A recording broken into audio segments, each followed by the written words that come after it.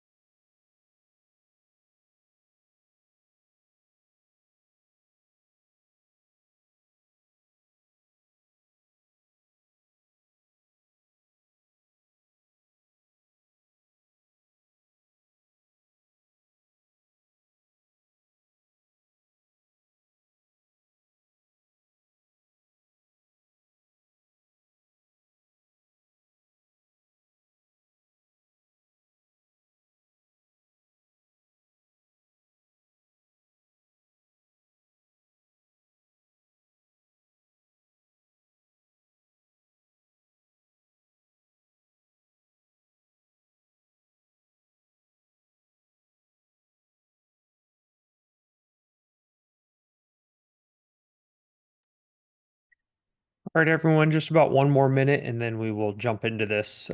We had about 20 people registered. Obviously, I know that people are going to have patients run over and things like that. So we'll just wait one more minute, and then we will start the webinar.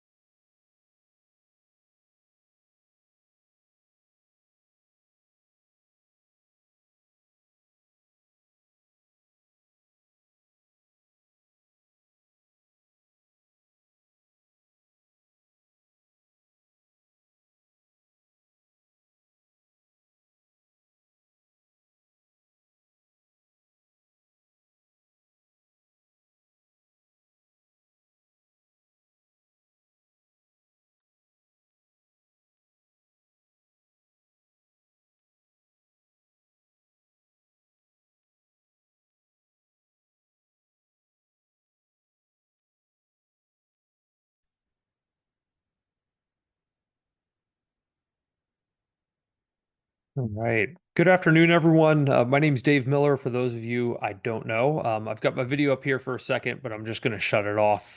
Just wanted to say hi to everyone so we can have the webinar up. I'm going to keep the chat up just because our goal is to make this short and give you a lot of information in about a 25 to 30-minute window on your lunch break. If you have questions, you can feel free to submit them privately in the chat or to the group. Obviously, if we don't get to anything or you have questions, you can always follow up with me afterwards via email or any way you want to connect with us. And then yeah, we'll go from there. So I'm going to dive right in. I'm sure we'll have people joining throughout, so I'm going to leave the chat and kind of my participant window up here on the side, and we're going to go from there. So. All right. Well, so this is the first in a five-part webinar series we're putting together. We're starting with who will buy the practice.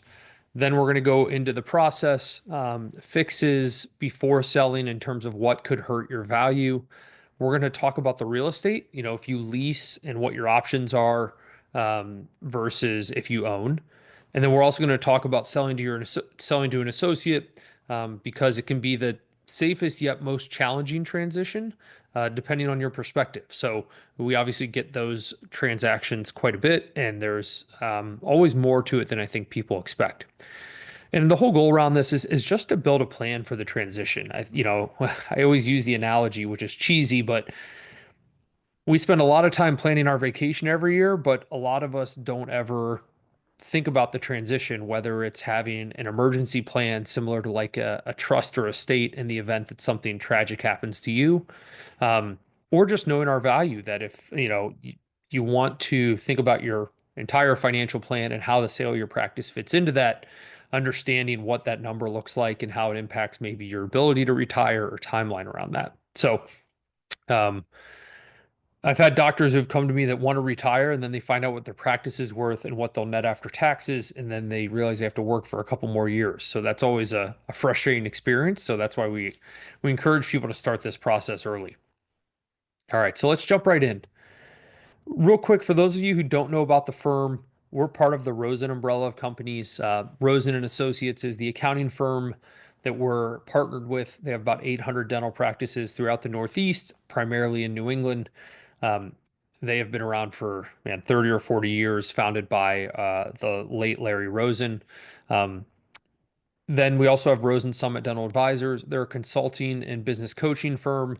They also do outsource claims management for submitting insurance claims. And then our side on the transition piece, we do um, practice valuations and also listing practices on the open market to sell and internal transitions, whether it's to a partner or an associate in the practice. And I think, one of the myths that we hear quite a bit that leads to I think just poor decision making is the rumors around who you have to sell to, right? That you have to sell to a DSO or that you need to sell now because in 2 or 3 years there may not be a buyer available because none of these young doctors want to own and they all have too much student loan debt. Yeah, I'm sure everyone has heard that at some CE meeting or dinner with their colleagues, and it's just not true. And so the goal of this is to talk about who the options are as buyers so that when you think about the timing of your transition and how you would prefer it to go, you have a real understanding of what the market looks like. And there's really three buyer profiles out there today. Where it used to be, you would retire and sell to a younger dentist, there's really three key players. On that first end of the spectrum is that associate dentist that does want to buy. The two myths out there is that student loan debt is hurting their ability to borrow. It's not true. Banks are routinely comfortable with students that have $400 to $500,000 in student loan debt, and if they're a specialist, they could have between six and 700,000. So that is something that banks are still comfortable lending to as long as that doctor can show that they can earn an income and be a good clinical producer. In fact, in most markets and transactions, especially in Eastern Massachusetts, Southern New Hampshire, um, certain markets of Connecticut, the associate dentists outnumber the corporate buyers 10 to 1. We had 60 people inquire on a practice we had listed north of Boston. Three of them were corporate. And so there's a tremendous demand in this New England market, I think largely due to the imbalance between buyers and sellers created by the colleges. You have probably in the Northeast or New England, going from New York City up to Maine, the largest population of graduating dentists every year between Tufts, BU, Harvard, UNE, UConn, and NYU. So that leads to a surplus of buyers that want to buy dental practices. It's geographically specific. Obviously, it's probably what you think. If you're within an hour of Boston, the demand is significantly higher than if you're 3 hours from Boston and in a very, very rural market. So that um, geographic and density of population still matters, but it is not a corporate only market. The other end of the spectrum is that corporate buyer that's backed by private equity. And they certainly make sense in transactions, but I think it's a very specific window. I don't think it is every single practice out there. In fact, I know it isn't because DSOs will turn down certain practices that are too small or are in geographic areas where they think it'll be tough to recruit dentists. And then the third option is this multi practice owner that owns anywhere from 1 to 10 practices They are not backed by private equity. They get their financing through a traditional bank. They probably still see patients, right? They probably have at least a day or two a week of clinical work. And you're talking directly to the owner that's making the decision. There's not a salesperson or business development person like there is with corporate. There's not a board of private equity people making decisions for the organization somewhere else that you're not aware of. You will be dealing directly with the decision maker and the person who will be running and buying your practice. So those three buyers are where we're going to focus, and they each come with different deal structures and requirements as part of the transaction. So we'll jump into the first one here, which is the associate dentist. This buyer is ideal for sellers that have 1 to 2 doctors. And I stress the word ideal because we sell practices that do 5 million that have 4 doctors to other dentists. But the typical transaction is a 1 to 2 doctor practice with revenues under $3 million, and a seller who does not want to work long term after the sale. It's not to say they can't, but a buyer has an associate job right now where they're earning a W 2 working full time. So, whatever practice they purchase, they are going to need to have a full clinical schedule in that office. The bank is going to want that, and the buyer is going to want that. It doesn't make sense to buy a practice and then be somewhere else 4 days a week. So, if you want to stick around, you have to understand how much chair time there is in their office, and the buyer is going to come first. Their schedule is going to be full first, especially if they are an associate dentist and this is their first office. And then you and any other associates will have to fill in behind there. So that could mean if you have an associate, it's bringing the buyer in, the associate is let go, and you work full time if that's what you want. Or the buyer comes in, replaces you, and then the associate would continue to work there and you can retire. And that transition timeline can be as short as 2 to 3 weeks after the sale. Finishing work in progress so that, any patients don't feel like they're abandoned during the middle of treatment and passed off to a new individual. But you can be done very quickly after that transaction. As far as the structure of it, you'll get 100% of the proceeds at closing, except for in very unique circumstances. So the bank will loan the buyer. If your practice is doing 1.5 million and it's selling for $1.3 million, the bank will loan that buyer $1.3 million on a 10-year, 100% finance loan with no money down. And they'll give them working capital to either buy your accounts receivable or to cover overhead while you collect yours. So, um, and you will get a wire at closing for 1.3 minus your attorney fees and your broker fees and any other debt you have to be paid off at closing. Um, Practices are sold cash free and debt free. So what that means is you will retain any cash in your bank account, but any debt you have on the business will have to be paid off at closing. So that could be loans on a intraoral scanner, could be a big renovation you did, but it has to be paid off at closing. Real estate is separate from the practice. So if you own the real estate, we'll talk about that, but you don't have to pay the real estate off. The due diligence you can expect from an associate buyer is pretty simple. They're going to have an accountant look through the financials. They'll come into the practice, look at the schedule, look at some charts, go through the practice management reports to make sure there's no issues. But it's not going to be a very in-depth, difficult due diligence period for the seller and what's required to provide the buyer. Where we can find that this can become a headache is if the seller does not have representation or someone structuring the transaction. Buyers are going to try and limit risk. So a lot of times they want to try and get all this due diligence information before submitting an offer and can kind of do things out of order. So that's where in our next one, where we talk about the process, we'll go through how to protect yourself against that. And then the third is that shorter transition period we talked about and how you won't have to stick around long, which is the opposite of that corporate type transaction. Okay. The second buyer, that's our existing practice owners.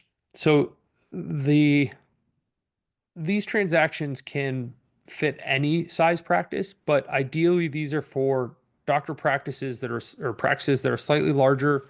I would say 1 to 5 doctors, revenue between 1 million and 7 million. The seller who may want to work after the sale, but not more than 6 to 18 months, or maybe they want to cut back days. Maybe the seller is working 4 to 5 days right now, and they'd like to cut down to 2 or 3. And so this type of buyer could be perfect. It could be someone who owns a practice 30 to 40 minutes away and they're looking for a second location. Maybe they have associates working for them. And so their schedule is reduced from 4 to 2 days. So they're sitting there saying, all right, well, I have 2 other clinical days I could fill. And so if I buy another practice and the seller sticks around for half their schedule, I could work 2 days, they could work 2 days, and we have a great setup. So that's, an ideal situation. They may also be able to go the opposite, which is you could work full time for them and they could run the practice on your behalf, similar like a corporate would, but you're not going to have this rigid owner or kind of corporate entity that's making all the decisions. Uh, and then the third option is they might be able to buy it and you could retire right away, like an associate transaction. That's less common because that would mean that they are overstaffed or they have an associate who maybe is waiting in the wings to join their practice. So typically there is some seller commitment after the sale. Now they're going to a private lender, so they're going to be able to pay you 100% at closing. Occasionally, they may pay less if there is some sort of requirement for the seller to stick around and they want you to have some skin in the game. So they might say, all right, well, you're asking 1.3. We need you to honor a 1 year commitment for 2 days a week. So we'll give you 1.2 now. And at the end of a year, we'll give you another 100,000.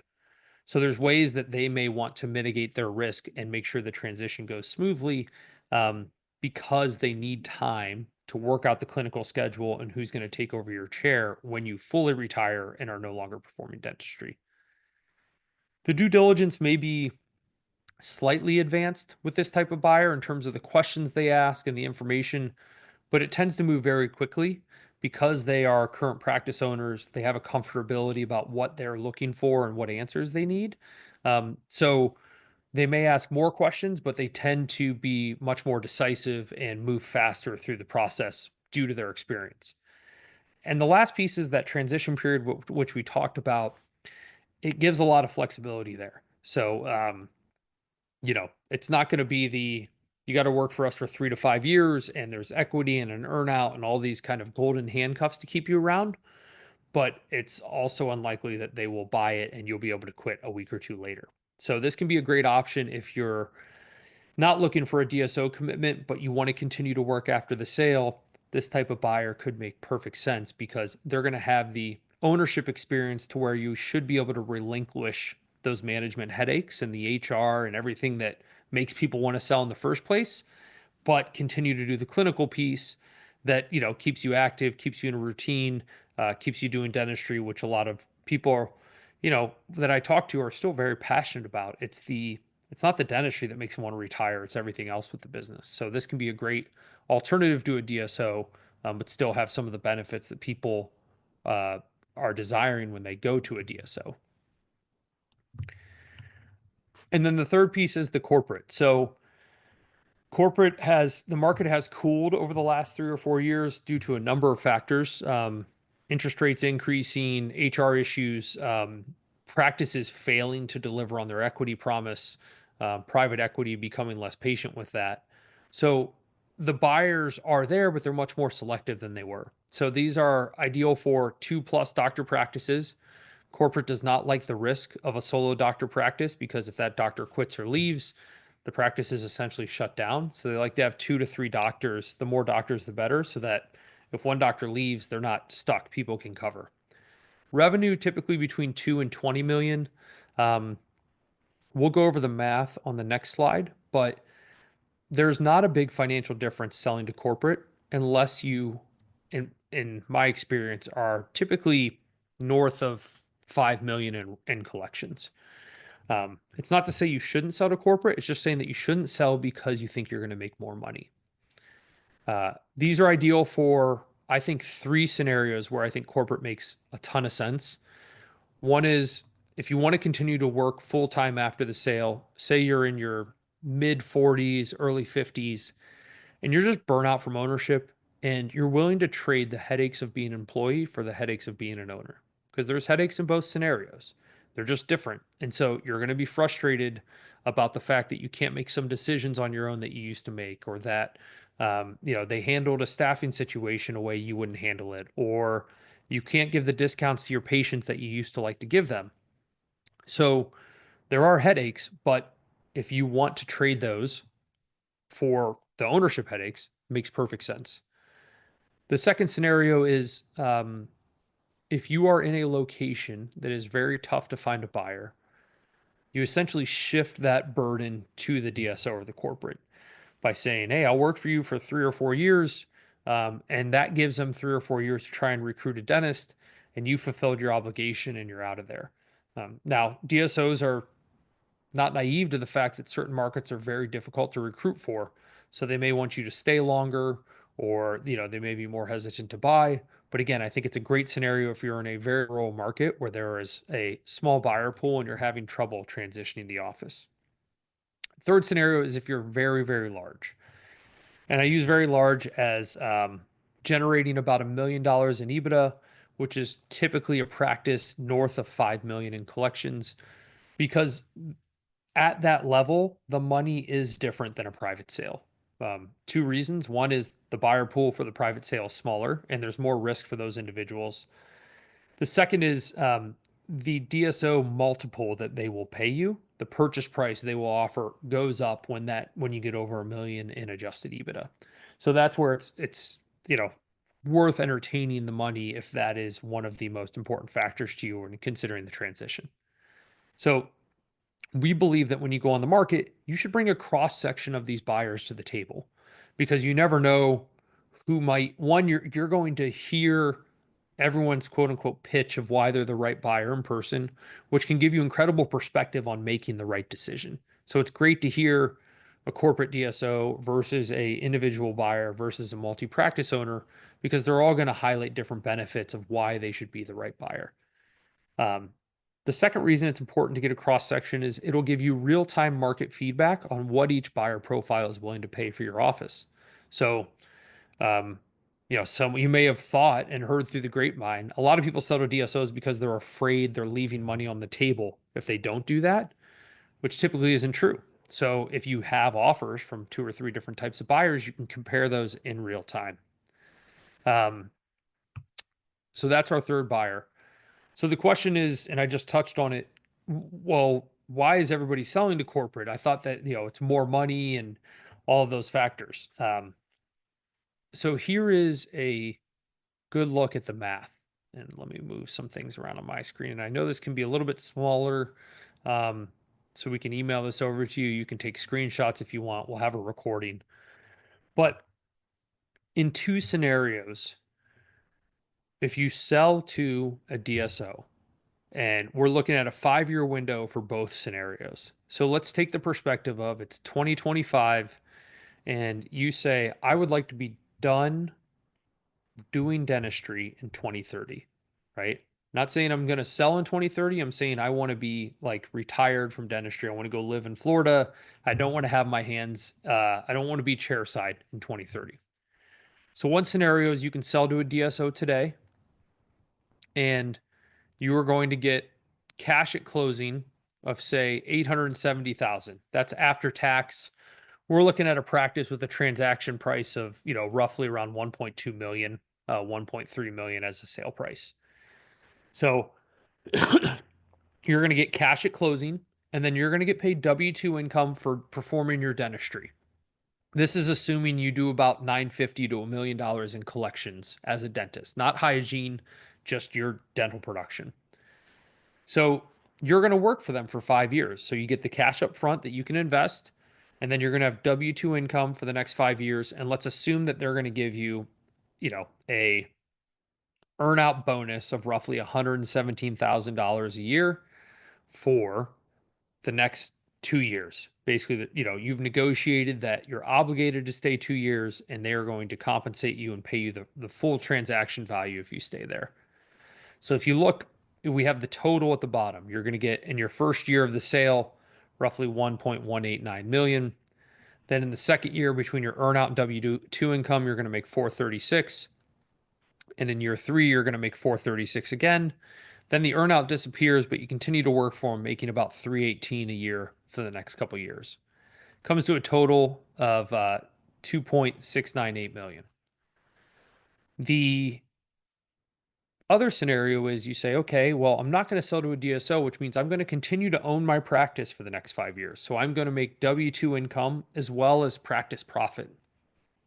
So in year one, you're going to have W-2 income of about 318, um, and you're going to get your practice profit of about 243. So annually, you're making about, just over 500,000 a year in your practice. So for the next 4 years, you're going to continue to make that because you're not selling your business. You're going to retain 100% profit. And let's assume you have no growth, but you're able to just maintain your consistent cash flow and revenue. When you get to your closing date, say you sell the practice for 973, which is lump sum at cash, right? In the first scenario, you got 870 up front, and then you had an earnout for 2 years. So the transaction value of what they paid you, let's see here, 870, 191 plus 117.41 plus. So the DSO agreed to pay you 1.1 million. So they offered you, 125,000 more than a private buyer did. But in the private buyer scenario, you got all your cash at closing, and in the DSO, you had to do it through an earnout and continue to work for them. So if you look at that 5 year period, retaining your practice, retaining the profit, you've, had pre-tax of about 3.785 million. So what a lot of people lose in the transaction is that opportunity cost of I sell to them, the transaction value, total transaction value between equity, earnout, cash at closing is higher, but they lose sight of the profit they're giving up during that employment period after the sale. So that's why we think it's really important to look at the whole perspective of the timeline and what you'd be giving up, compared to just selling and going through that. Now, the wild card is people say, what about the equity? My advice to everyone is do the deal assuming the equity is worth nothing. Because especially over the last 36 months, we have seen too many DSOs that have promised 10 times, 12 times, 14 times exits on their EBITDA. And the reality is, no one has done that. There's not been a DSO that has exited at that level in the last 2 to 3 years. So that equity pie in the sky that they paint as a reason to do the transaction just doesn't hold water right now in the current economy. It's not to say that people won't be able to deliver it in the future, under kind of the new buying appetite. But again, I tell people all the time, don't do the deal because of the equity. Do it assuming the equity is zero. And that's the reason you should do the transaction. So, all right, we have a few minutes to spare. I know we have gone through a lot pretty quickly. Um, if there are questions, you can always write them in the chat, and I'm available obviously via email. You can find our information on our website. You can find me on LinkedIn. Some of you may have my cell phone, but we're happy to answer any questions that you want. And then we will have more of these. So, like I said, we're going to go through the process in this kind of half-hour chunk. Um, so thank you all for joining. And if you have any questions, I'll hang around and leave the chat open for a few minutes, and then we will conclude the webinar.